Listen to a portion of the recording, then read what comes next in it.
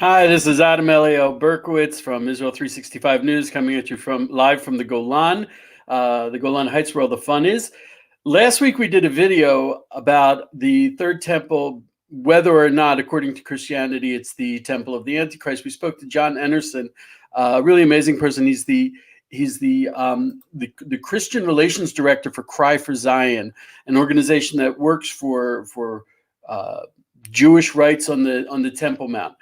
And we brought him back because the subject was of such interest to our listeners, and we appreciate your feedback. We brought him back to talk about the Christian role in the Third Temple and what you can be doing now to prepare for that. John, I'd like you, if you could, give us a quick recap on the Temple of the Antichrist, how that fits into Christianity, and how it applies or does not apply to the Third Temple.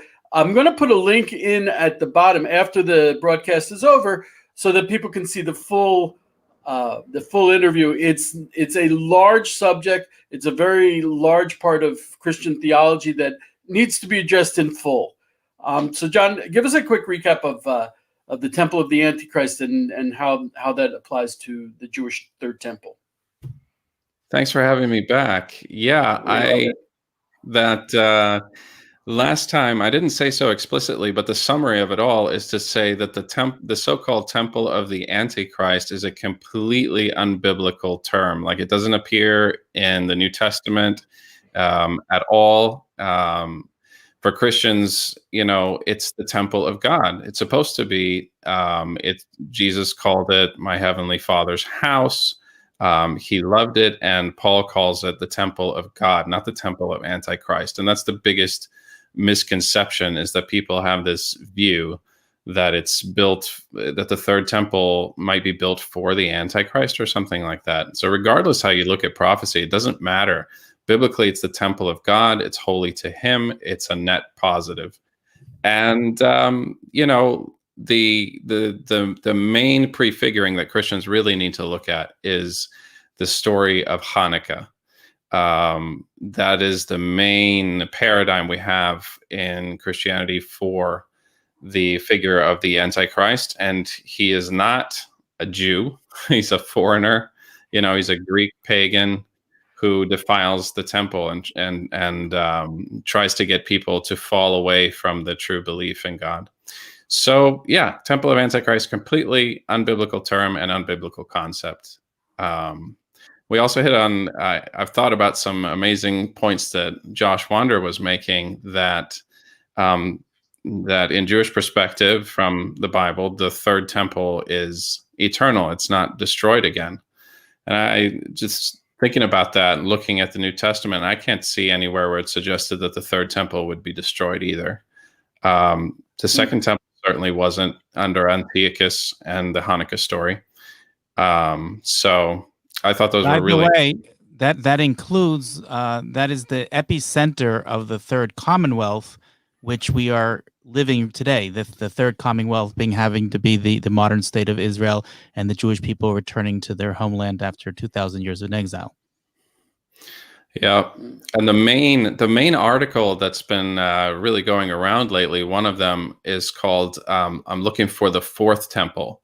In other words, now the Third Temple that might be rebuilt now before the final redemption would disappear and make way for Ezekiel's temple or something like that. But I don't see any source that would say that a third temple would be destroyed anywhere. It might be expanded or renovated into the kingdom era of the King Messiah. But I think it's completely unbiblical concept to talk about the temple of Antichrist or talk about, I want the fourth temple, not the third. If I can, when it comes to speaking about the temple, as a Jew, I very much connect to the concept of the temple, the first, second, and the third temple. However, there are a lot of Jews who turn it into an allegory, and they seem to think that the exile Judaism based around the synagogue replaced that, or that there's got to be there's a lot of disputes within Judaism about it, which actually we're not going to relate to today. I'll bring out a different expert for that. But I'm wondering, as a devout Christian, how does the Second Temple fit into Christianity? Is this a topic that Christians should be intensely interested in? I think so, absolutely. I mean, the Second Temple, if you look at the main figures that Christianity has, like Jesus or Paul or the apostles, they were all very positive to the Second Temple in their lives. Paul, like we mentioned, he brought sacrifices, including sin sacrifices in the book of Acts, chapter 21, well into his career. Jesus loved the temple. The apostles made it their headquarters in the center of Jerusalem. They didn't go somewhere else and build a cathedral, you know? So there's that. But then secondly, I didn't make this clear last time. I talked about what I think Christians should believe out from the New Testament. But you guys are absolutely right that Christianity has a problem with replacement theology. And that definitely concerns the temple. A byproduct of replacement theology, which is the view of the temple, and that's the biggest problem, really, I think, in Christianity when it comes to the temple. It's the last stronghold of replacement theology, is Christianity's view of the temple. Some Christians would definitely believe rebuilding the temple, having a third temple, as very problematic, some sort of affront to God. And as a threat to Christianity, a threat to Christian theology, or like maybe not a threat, but like, oh, that's deceptive. That's, God is done with Judaism.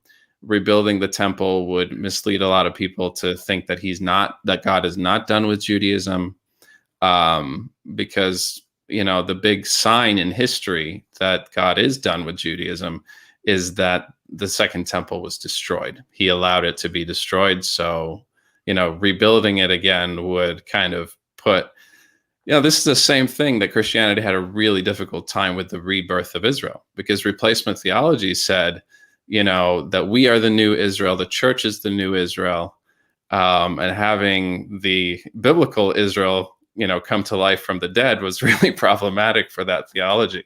The Vatican had a very difficult time, it still has a very difficult time recognizing the state of Israel because of that specific reason.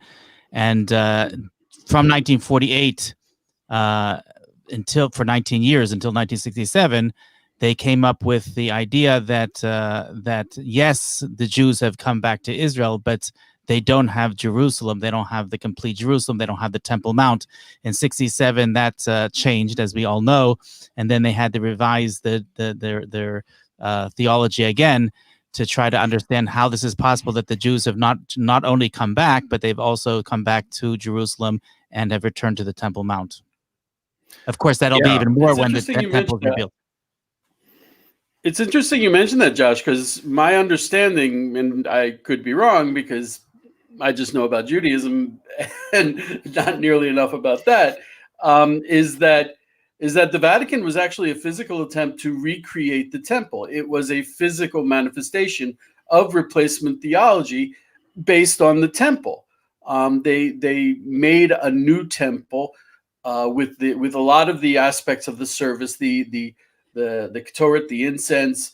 I always joke that the guy with the little kippah is the yarmulke on his head is the Pope, and they have, and a lot of the aspects of the Vatican are based on the temple. It is a physical replacement theology, and the interesting thing about Protestantism is they don't have the temple. Would that be accurate, John? So they don't try to physically recreate aspects of the temple. The historical churches might burn incense or so on, and Protestants would view that as really problematic. But if we're talking about historically, the implements of the symbols of replacement theology, it really took off in the 300s in the 4th century. So you had this shift away from Jerusalem. God was done with Jerusalem. Now the center is in Rome. And then Constantine starts to remake Jerusalem. and builds the Church of the Holy Sepulchre, which I believe was even way bigger than it is today. And that was like the new temple of the new Israel in the new remade Jerusalem. And the Temple Mount was left in the dustbin of history. And that's deeply unbiblical, and really the big historical developments of replacement theology becoming culturally expressed in Roman Christianity. Another interesting fact is Mount Zion, which in the Torah, in the Bible, Mount Zion is obviously referring to the Temple Mount. But today, Mount Zion is a mountain that is to the southwest of the Temple Mount. People claim that that's where King David is buried, and there are many churches on that property. And some have said that have dated that back historically to the Byzantines when they wanted to divert the attention from the Temple Mount itself. So they changed the name from Mount Zion from the Temple Mount to Mount Zion and this hill that's further, like I said, to the southwest. We have an interesting question coming from Facebook from Paul Dawson. He's quoting a passage in Zechariah, a famous passage that's very dear to my heart because I live on the Mount of Olives, about a huge earthquake which is going to split our mountain in half. And then he says in the final question, how do you expect the third temple to survive this? Now, I have my own answer, but I'd like to hear John. That's a good question. That's a really good question. I love that question. That's a passage that's very dear to my heart and to many Christians as well. And the thing is, that's mere speculation. At the same time, it only says that that the Mount of Olives would split, and we're talking about Mount Zion, Mount Moriah, the Temple Mount, that not being harmed. I think if you're talking about a future third temple, if it were to be destroyed again, it would seem that would be significant enough to mention in prophecy. Like you see all over with the destruction of the first temple. It was prophesied many times, but we have no indication about the third temple being destroyed. So I don't see why that would be. That's just mere speculation then. But what do you think? I would have a different answer. Yeah, I think that first of all, it's not clear what chronologically when this is going to happen. So my feeling has always been that this earthquake that is going to split the Mount of Olives is going to happen previous to the rebuilding of the third temple, and it's going to lead up to the building of the third temple. So it's not going to. It may destroy. Everybody that is of the Islamic faith is welcome to cover their ears. It may destroy whatever's up there now, giving way to the third temple. In fact, we see that there is scientifically a fault that goes through the Temple Mount, through the Mount of Olives, and then through the Temple Mount. It was last active about a century ago in 1927, where there was a huge earthquake epicentered in Jericho, and it came through to the Temple Mount and actually knocked off the roof from Al-Aqsa Mosque, and it exposed what we know today to be the cedar beams that were probably from the Second Temple period. And we have lots of evidence of that, and it's very possible that will happen again. And like I said, I see it as making way for the rebuilding of the third temple, not something that's going to happen after it. But again, chronologically, it's not clear when these things are going to occur. That is an incredible piece of history that many people don't know, that in the early 1900s, there was an earthquake and the Al-Aqsa Mosque was badly damaged. And, like I remember just a few years ago sitting in Hebrew class in Jerusalem, and there being a Richter scale level 4 earthquake in Jerusalem, 4+, and a 6-foot hole opened up on the Temple Mount, So, but I think the main thing is that the third temple is coming. We don't know exactly how. I don't know how politically it would happen now, but biblically, for all those who believe the Bible, it's coming. The question to me is, are Christians ready for that? If you look at the destruction of Israel, the temple was destroyed in year 70. The city was destroyed in year 135. And then the land was laid desolate by the Romans as much as possible. If you look at the restoration of Israel, the land was restored in 1948. The city was restored in 1967. It looks like we're headed up for a pretty strong trajectory towards the restoration of the Temple Mount. So I think it's, if God is faithful, which he has shown himself to be, then the Temple Mount will be restored. the question is, how are Christians going to handle that theologically? Not only that, are they going to be involved with something that God is doing, like Christian Zionists were? If I can point out, the first time we connected, John, was when Cry for Zion ran an amazing conference. There was some amazing stuff going on there. How long ago was that conference? 2 years ago. So it was meant to be a biannual conference with another one this December, but Corona happened. Yeah, so that conference I was an outsider. It was a conference held in Jerusalem, and it was intended to engage Christians in the concept of the third temple. And I met a few Christians like Joe Good, who are intensely engaged in the temple concept and the third temple. But a lot of Christians felt that it was outside of their theology.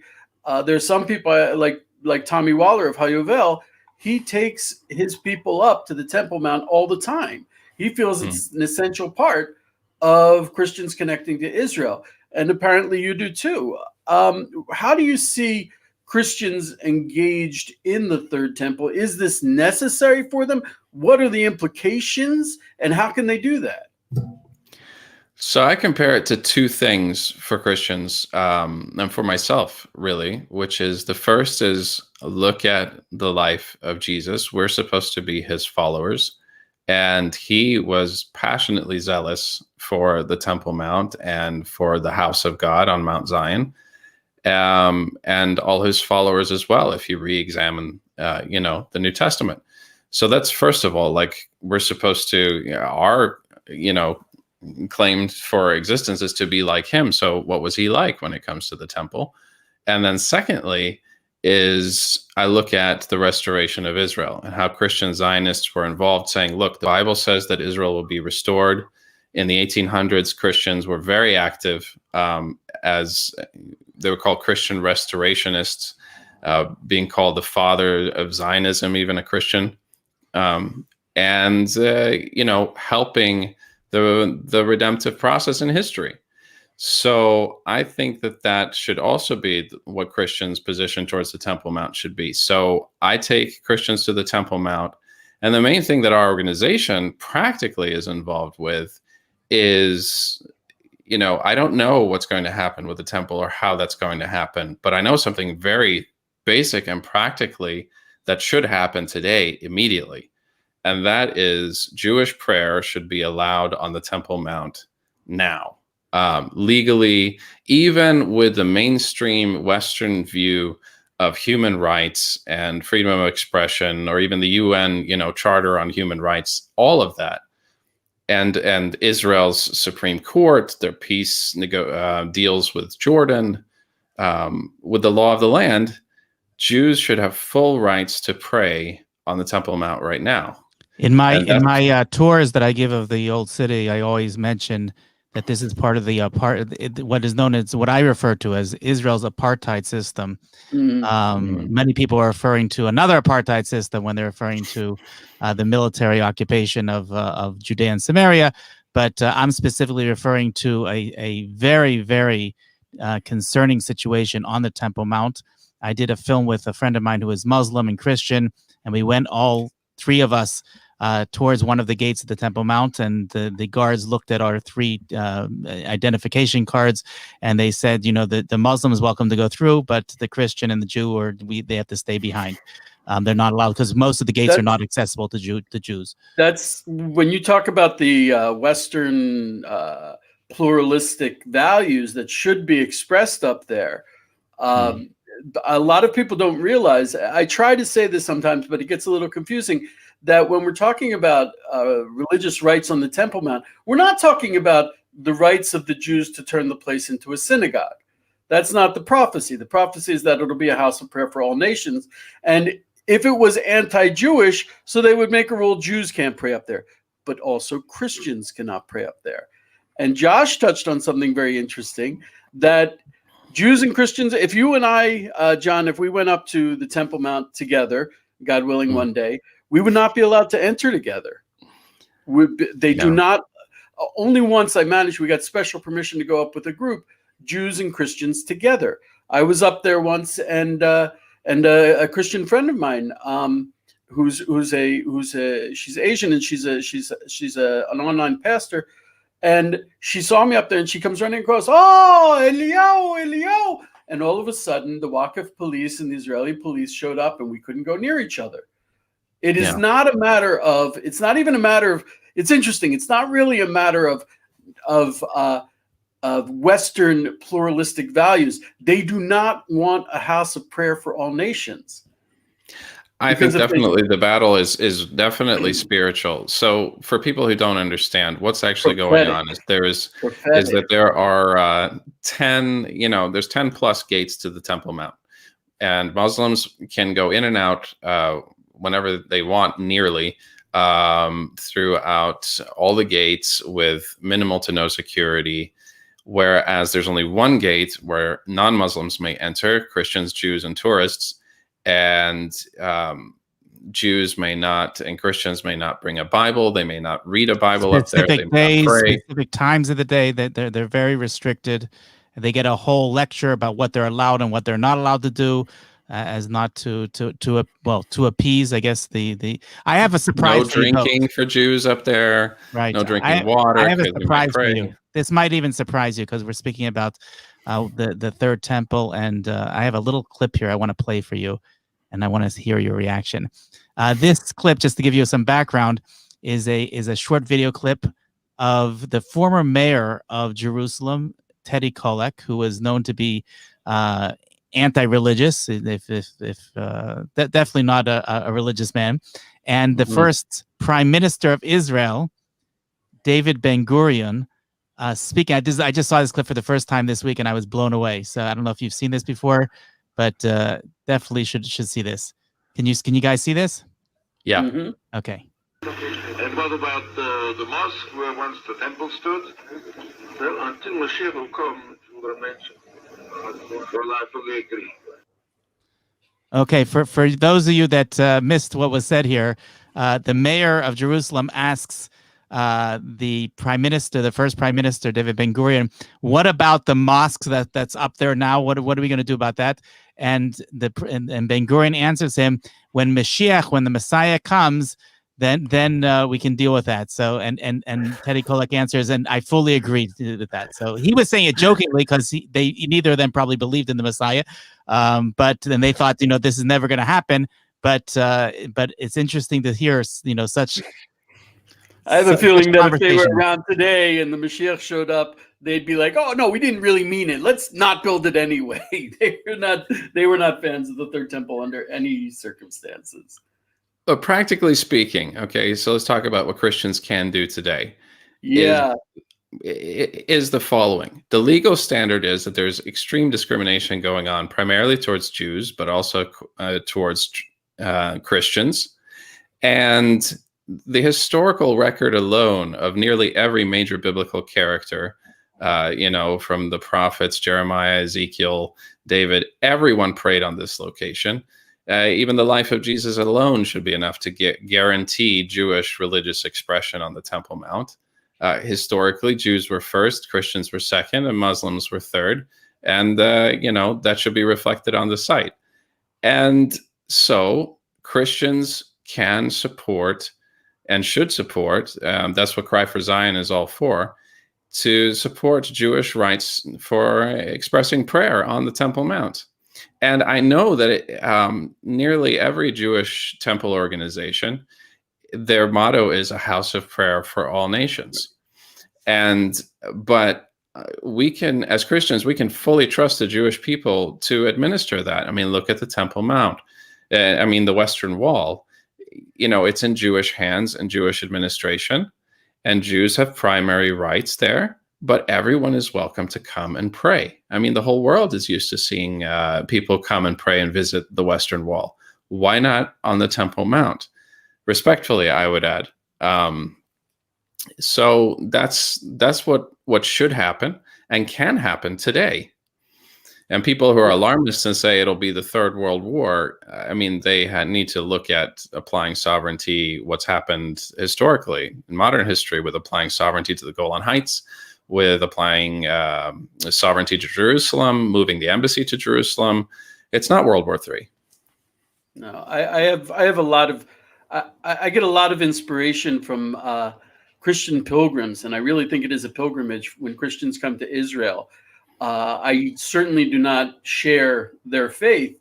However, I'm inspired by it, and I respect it enormously. And I'd love to see. I remember once I went with a friend, and we saw. Is it? I don't believe Christians do the Via Dolorosa thing. I don't know. I really don't know. Historical churches do Via Dolorosa. It's like I was blown away at how intense the experience was. It's the number one Christian site in all of Israel. I know you're in the Golan Heights. You don't know what's going on down here in Jerusalem, but it's a very I don't know what's going around. Not for evangelicals, though. Oh, Not for okay. evangelicals. Okay, Yeah. but it's so inspiring, and I just try to. I can't imagine why Christians would not go up to the Temple Mount, where Jesus had so many really important, significant experiences. Why they would not go up there to literally walk in his footsteps. And I would love to see it, to be honest. That's Is it changing. That's changing. Yeah, because people have asked us for statistics and how is it changing and so on. And it really is changing. So it's reflecting, I think, the awareness and the time that we're living in redemption is that the Jewish people, of course, the numbers are ascending quickly. You're going from like 20 people visiting on Tisha B'Av, 20 Jews on the anniversary of the temple's destruction, ascending, maybe in 2014 or somewhere like that. And now it's up to 1,800, upwards to 2,000 Jews ascending on the anniversary of the temple's destruction. Last week, John, I have another surprise for you. We did it. Yeah. I don't know if we posted that video last week. Usually the Western Wall is very crowded, full of prayers constantly, 24 hours a day. We got a video last week of a person ascending the Temple Mount, going up what's known as the Mughrabi ramp, to the Mughrabi gate, and he's looking down, videoing of the Western Wall Plaza, completely empty, not one prayer service due to the corona. And they went up in a group to the Temple Mount, and they had a prayer service, an afternoon prayer service, a mincha service on the Temple Mount when there was nothing at the Western Wall at all. So times are definitely changing. Yes, they are. And for Christians, talking about that. So I'm going to see if I can find the stats right here. But this is from what's reported from the Minister of Internal Security, from what I can see. And it was that 180,000 Christians and tourists, which most tourists are Christian to Israel.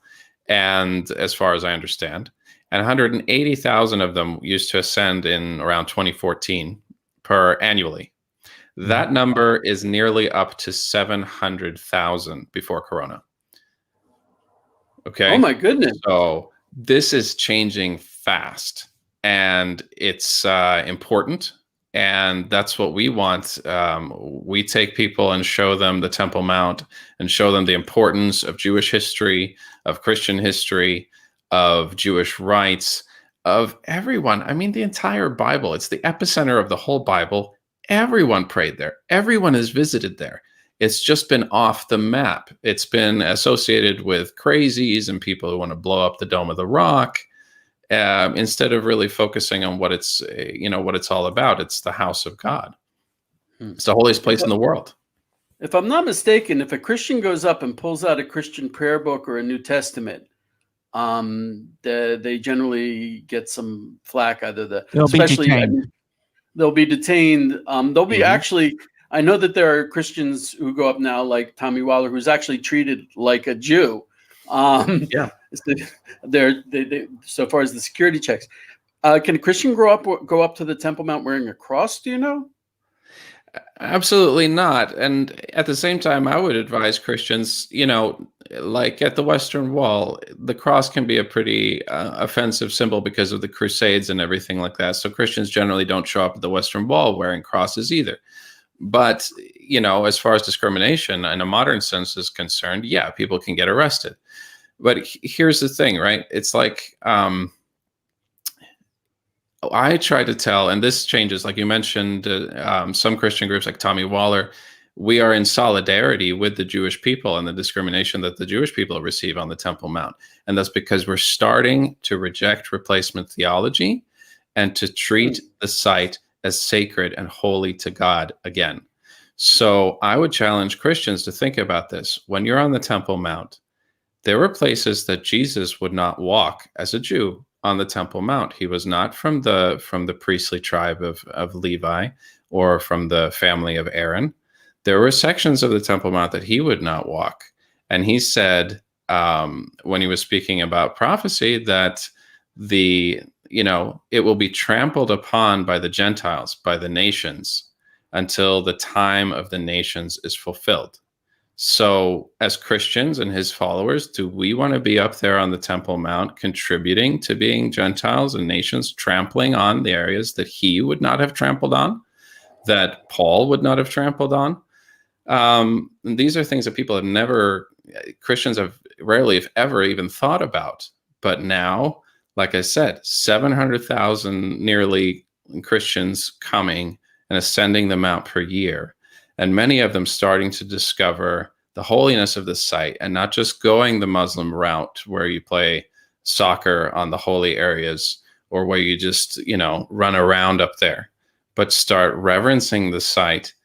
Another question for Christians: if Israel is still special to God, if you reject replacement theology and the land of Israel is still the chosen land and the Jewish people are still the chosen people in the Bible, then why, and Jerusalem is still the chosen city and still special to God, why is not Mount Moriah, Mount Zion, the Temple Mount, the same, still holy to God? It is, in my view. I think it's important to just to preface what John was just saying by explaining that for those that haven't been here, the Temple Mount is a very, very huge platform, which is surrounded by retaining walls that were built by Herod.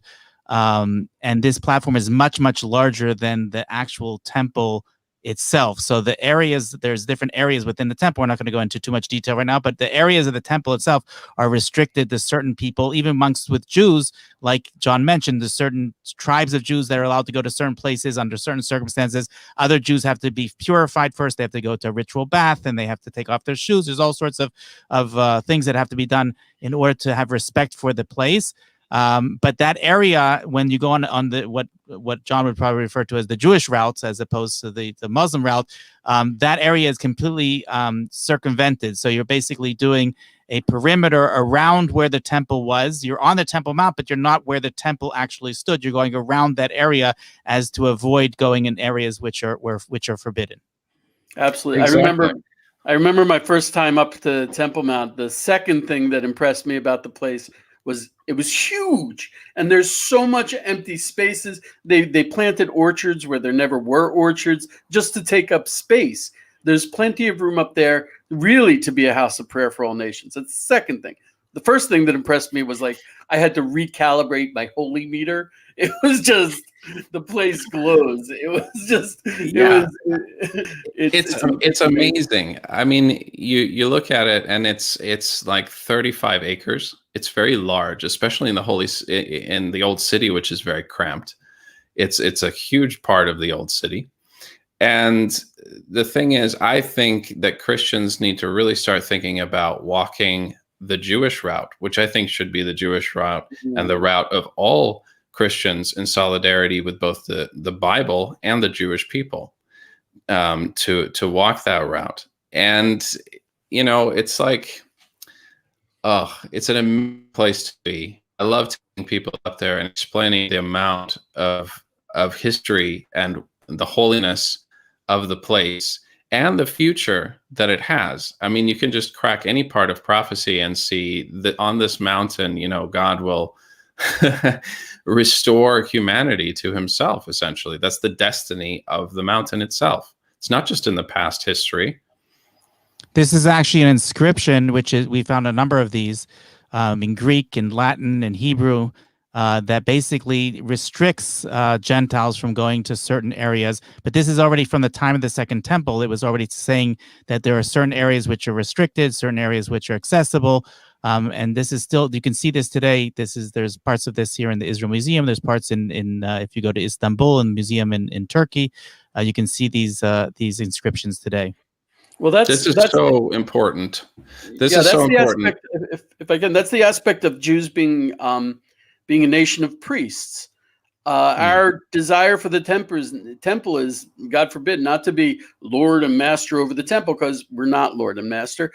We have a function to perform there, a function to perform for the other nations, which is to be their priest. And if a priest needs someone to bring the sacrifice, he's not there for himself. He's not there to bring a sacrifice for himself.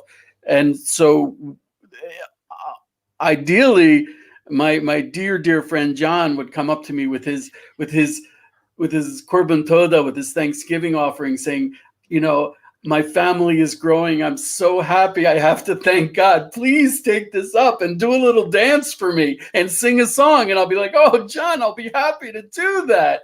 And I'll take it up, and then I can't go in. I'll take it to the Levite or the priest, and they'll take it in and they'll do what they're supposed to do. And that's how we'll serve as a nation of priests, God willing. Looking at Isaiah 2, looking at all the nations that and almost everyone can agree upon is the future biblically of humanities. Isaiah chapter 2, of all the nations streaming up to the Temple Mount, to the house of the God of Jacob, to worship God. And what you showed with the archaeology, showing the demarcation where the courts of the nations of the Gentiles is, something that Christians should really think about is that Paul, in the book of Acts, ascended the Temple Mount when he was supposed to bring sacrifices. He took a Nazirite vow, and he purified himself in the mikveh, just like you were talking about, Joshua, about going through the mikveh to go to the Temple Mount. He did that. And when he was there was a riot because people misunderstood his message about reaching out to the nations. They misunderstood it as replacement theology, that he was saying that Gentiles can run around at the temple freely. So he was accused on the Temple Mount of bringing Gentiles into the court of Israel. And it was a false accusation. It was not true. He had brought with him Greeks to Jerusalem, and they had seen him walking around Jerusalem with a Greek. And they assumed that he had taken this Greek man to walk in those areas that are sacred to just Jewish people. And it became a riot. But the implication of the New Testament is that he never did that. He would not have taken his Greek Christian friend into the court of Israel or the court of the priests or so on.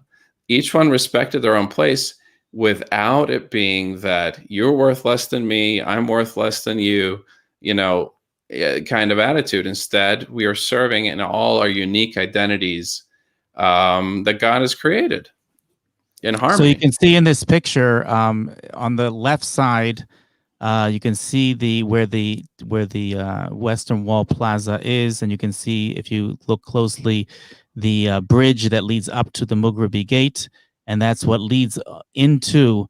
We're talking about the southwestern side over here. That's what leads into the only, as John correctly pointed out, the only gate that's accessible to non-Muslims today, leads into the Temple Mount.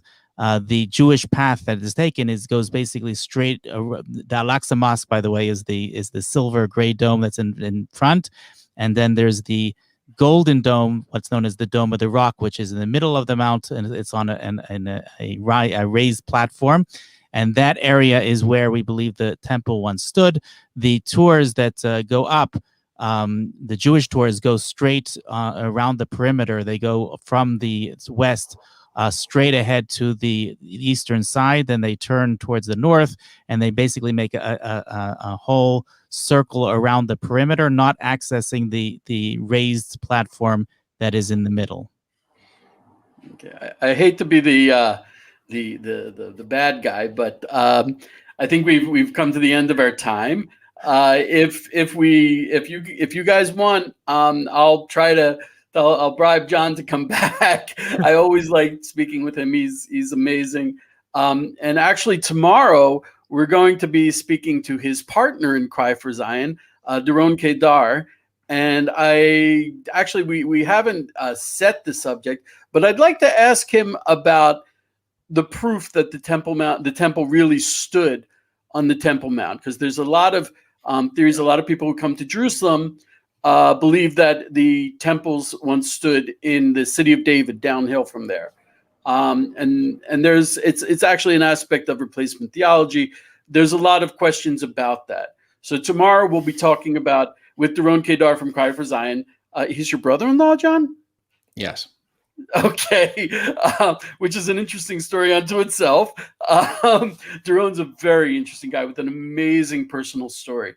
But we'll be talking about whether or not the Jewish temples really stood on the Temple Mount, where we say they are, where we say today they stood. That's what we'll be talking about tomorrow. John, I really can't thank you enough. I really can't thank you enough. There has to be an awakening.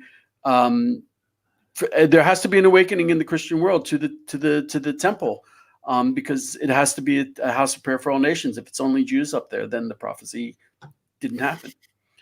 So I agree. Thank you guys so much. It's been a pleasure.